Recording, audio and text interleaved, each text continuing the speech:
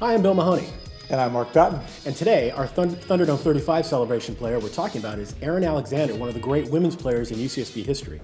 Erin's commemorative ticket has the term "lights out" on it, and boy, Mark, she was lights out, still holding the school record for points in a game with 40.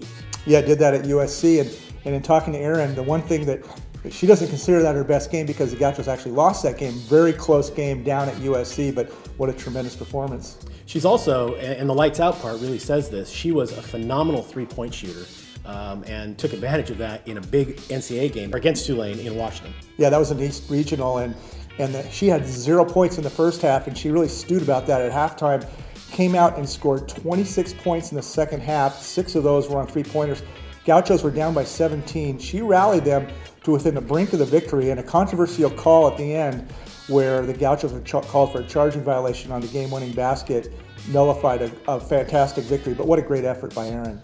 The other thing I remember about Erin is you could kind of get lost in the fact that she was a great shooter, but she was also a great all-around player. She was a good defender, she was a good passer, and really one of the true great all-around players in the history of the program. The other thing I remember, Mark, and I'm sure you'll remember this about her too, she was very much an independent spirit.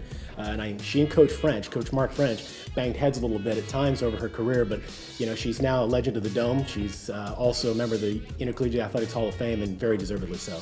You know, that's one of the great relationships in Gaucho history, I think, is Mark French and Erin Alexander, because she really credits Mark French for really kind of turning her around as a person. And Mark had her read a book during her time here, forced her to read this book, and it had to do about character development and principles, and she said that really was a tremendous influence in her life. And she's actually now a firefighter down in the Orange County area, and is a mother and just having a fantastic life.